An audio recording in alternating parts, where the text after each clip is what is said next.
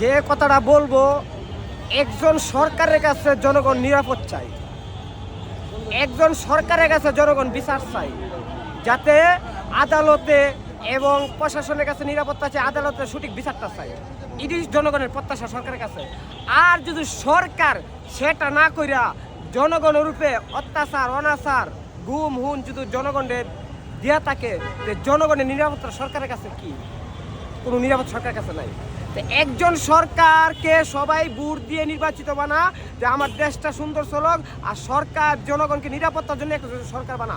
ওই সরকার যদি জনগণের নিরাপত্তা না দিয়া, দেশকে নিরাপত্তা না দিয়া, মানুষকে নিরাপত্তা না, মানুষকে গুম হুন বেছে নিতে হয়, তাইলে বাংলার মানুষ এই 70 বছর আহলে ছিল যে সরকারের কাছে কোনো নিরাপত্তা ছিল না।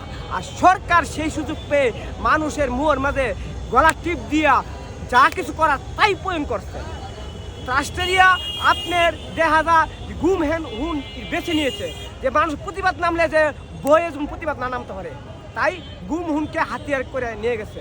এবং আপনার দেহে নজরবিহীন 3টা ঘটনা বাংলার মাটিতে, সবচেয়ে বড় নজরবিহীন আপনার পিলখানা, শাপলা, জুলাই এবং আরও অনেক কিছু আছে যা আমার বলে শেষ করা যাবে না।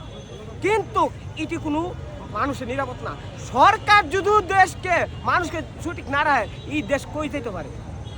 তাই আমি বলবো যে আপনি একটা বিবেক, আপনি মানুষের সবচেয়ে বড় হচ্ছে বিবেক, সবচেয়ে পৃথিবীর মাঝে সবচেয়ে আদালত মানুষের বিবেক।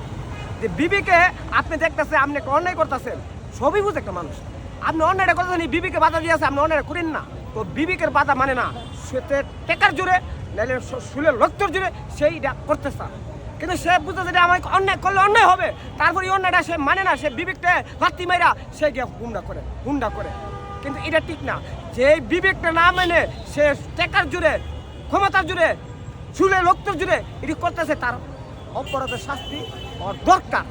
যাতে এমন শাস্তি হতে হবে যাতে আরেকবার কোনো সরকার বা কোনো মানুষ বা মস্তান যদি কেউ অপরাধ করতে চা, যে আমার হেরা এই শাস্তি মনে রাখতে হবে। কিন্তু বাংলার মাটিতে কোনো শাস্তি মানুষ মনে রাখে না। কেন মনে রাখে না? শাস্তি কোনো শাস্তি ইবন যত কঠিন শাস্তি হইতেছে না। কিন্তু আমি একটা কথা, যে 17 বছর যে গুম হুন যেটি করেছে, এটি ইতিহাসের পাতায় লেখার দরকার।